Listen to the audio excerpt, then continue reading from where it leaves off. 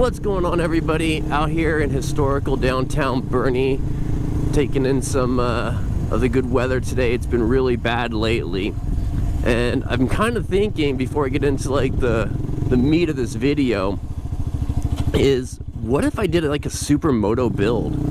You know, take like a Hawk DLX, throw some street tires on it, adjust a few things, and see how it is actually as a Supermoto. I'm gonna put a link in the description so you guys can see the bike that I'm talking about. Check it out, let me know what you guys think, and yeah, kind of go from there. Anyways, what I really wanted to get into today is stuff that I've noticed after riding in different places around the world.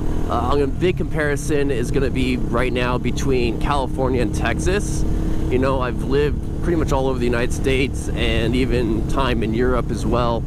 So I've seen some different things. Not an expert rider by any means, but just some like maybe like the three high points or differences when you're starting to look at, you know, riding in Texas versus California.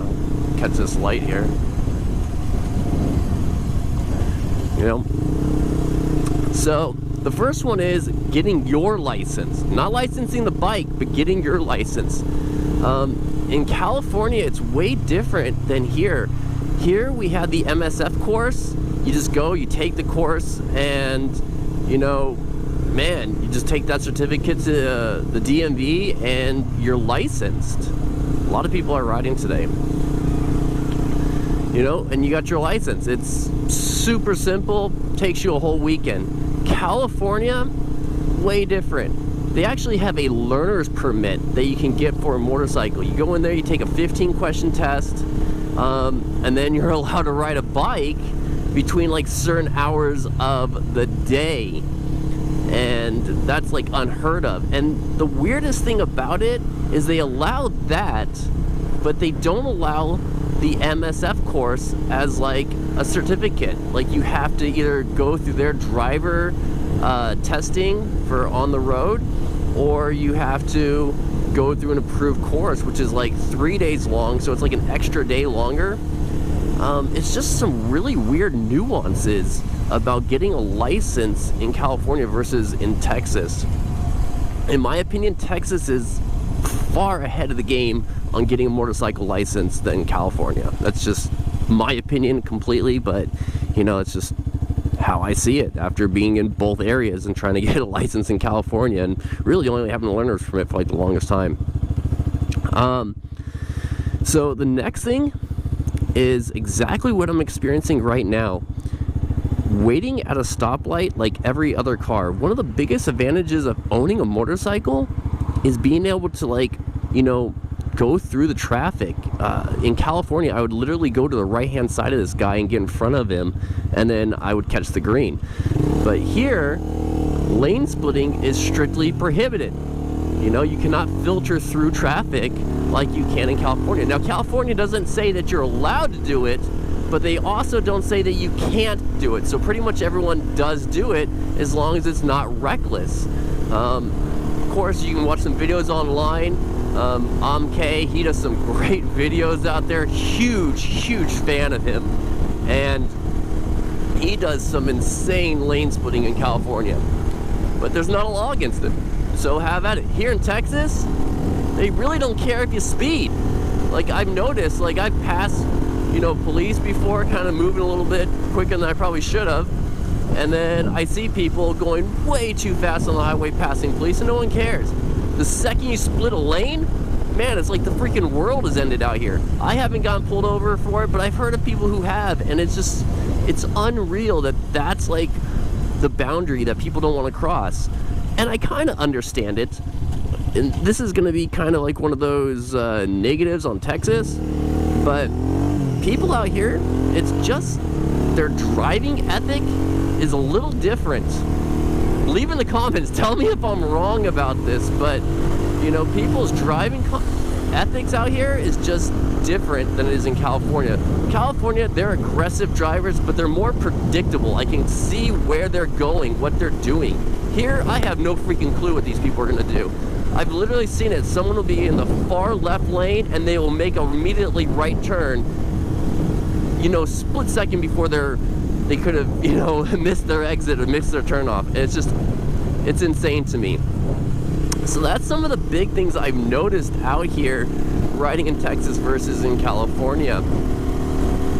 Then the other one, you know, just the environment alone. California, if you're in Southern California, you got, you know, Pacific Coast Highway.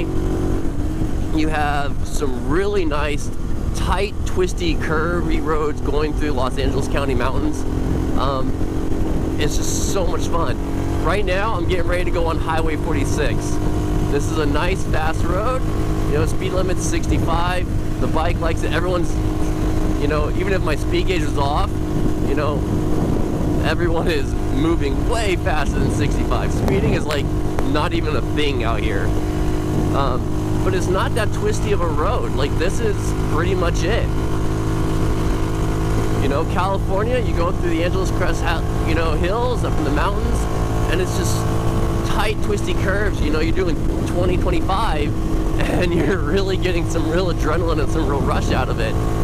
Here, you gotta get moving. So, you know, just different environments, different feel.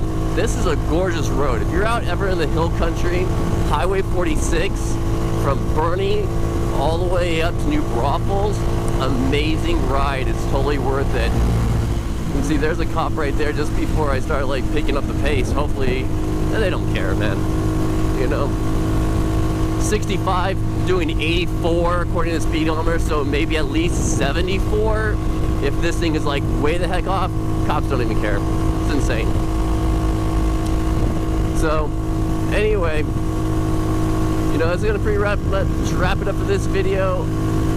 Let me know what you guys think. Should I look at a Supermoto? Should I be doing that kind of build instead? Should I look at maybe a factory one from like Kawasaki? You know, Kawasaki has a really kind of like, I hate to use the word affordable Supermoto that you can buy right off the factory line, but it's kind of anemic. It has less power than this. I think it's a 230cc motorcycle and it puts out about 20 horsepower. This is putting out like 22, so it's not much better. But when you're thinking of a factory motorcycle, something that's a brand name, like, it should be quite a bit more, you know, oomph for the street than this thing.